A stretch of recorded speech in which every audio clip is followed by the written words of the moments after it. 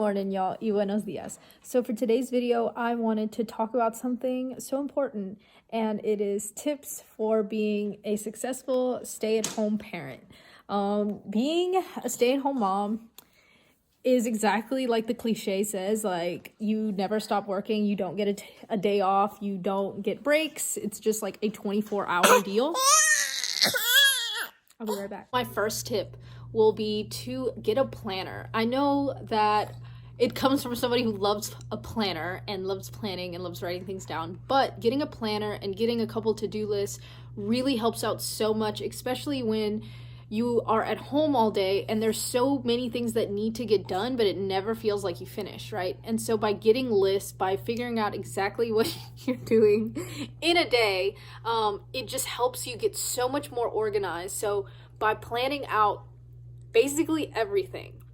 So I plan out our trips to the library. We go to the library once or twice a week, depending on how we're feeling.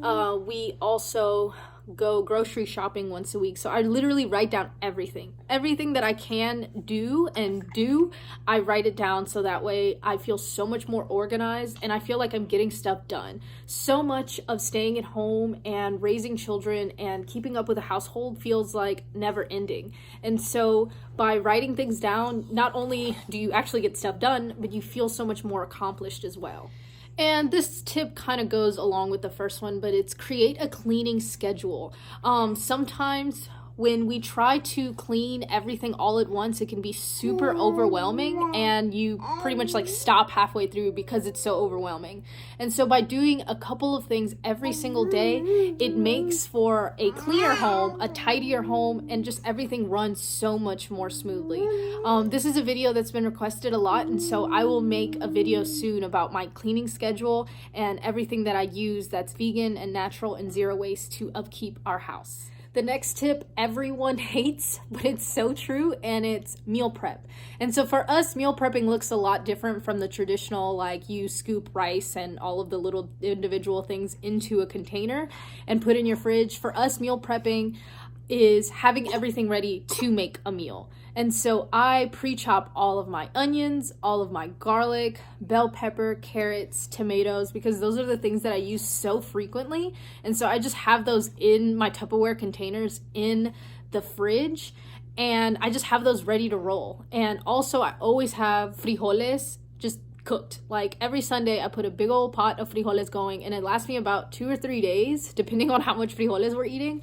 And that way I have a meal that's ready to roll at any point in time, because running around with 2 kids, it's damn near impossible to like predict how everything's gonna go. And so by having those meals ready, it makes it so much easier. My next tip is so critical for our well-being as stay-at-home parents, and that's find an activity that you love and actually do it. And so for me, the activity that I love to do is reading and watching documentaries. And so I find time. It's hard. I got 2 kids.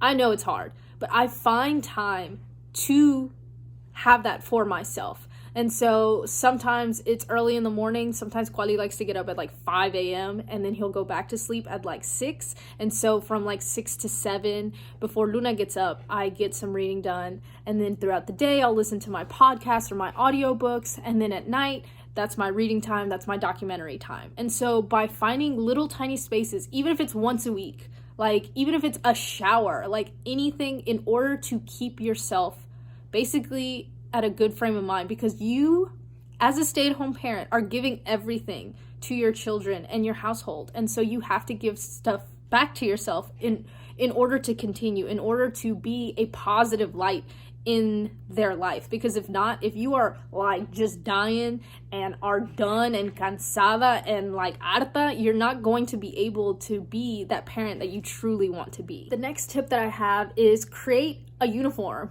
This sounds kind of silly, but by creating a predictable, like what you're gonna wear on a weekly basis really helps out so much, because you already know we don't have time to be looking for these outfits for 30 minutes. So just create very simple, like what you're gonna wear. And this obviously depends on where you live. I live in the middle of nowhere, so I only go into town about twice a week, once to go to the library and grocery shopping, and then maybe during the weekend. So my uniform is t-shirt and leggings.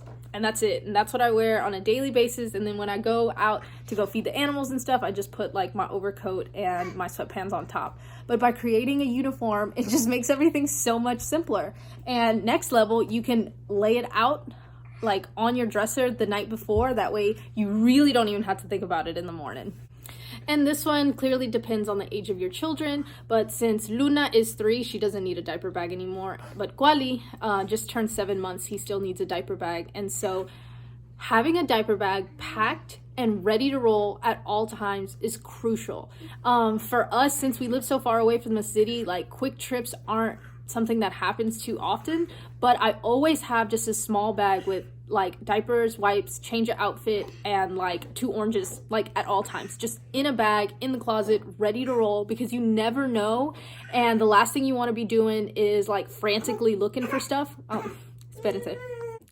And for my final tip is find a friend or family member who you can truly be yourself with. I'm talking ugly crying. I'm talking snot. I'm talking kind of having a mental breakdown, calling them, and be able to truly vent and truly be yourself without any judgment. Because I got a lot of people out there that can say, oh, you can call me anytime, but then they're like judging you and like calling you mom and stuff. Like, you don't need any of that. You need someone who you can truly be yourself with, whether that's someone who like you can physically talk to in person, or someone that you can FaceTime, someone that's across the country that you can truly vent to, because days get hard, y'all. This ain't no joke. Being with your children on a constant basis for hours, days, years on end is not a joke, and it can really take a toll. So by creating these inner circles that you can truly be yourself with, I have like 3 or 4 mamas that I can call up like literally whenever and be like, bro, I'm having a bad day, please talk to me. And they're like, yes, me too. Or like, you got this, you know, like someone that you can truly talk to about these things. Shout out Amanda, shout out Becca, I love y'all. Like really people that keep you sane. Like it ain't a joke, especially like if you don't live somewhere where you like physically talk to people on a daily basis, it gets hard. And so by having these people, compassionate people, other people who are in the same boat as you, who really understand where you're coming from, is critical. And so yeah, find these people who you can truly be yourself with, that you can truly vent to, and you don't feel any judgment from. So I think that's it. I mean, I could go on and on. Drink water, eat your meals, don't forget to sleep. Things like that are all super critical. But to be honest, y'all, by creating and finding people in your life that you can really relate to and talk to about these things are the people who are really gonna get you through this stuff. People kind of just disregard or don't put as much emphasis on community anymore, and it's truly a shame. We live in a world where we hype up individualism, we hype up being able to do it all by yourself, and that's just, it's buffoonery, really. Like, it shouldn't be that way. It's harmful, especially for people who stay at home with their children day in and day out. Like, we're supposed to be in a community. We're supposed to have these people, and we just don't, and it's super unfortunate. But that's just how it is. And so by creating even groups online, or by having a group message, it can really save us all, truly. But that is it. If you guys have any comments or questions, feel free to head over to my Instagram. I answer them all there. Thanks for watching, and I'll talk to y'all later.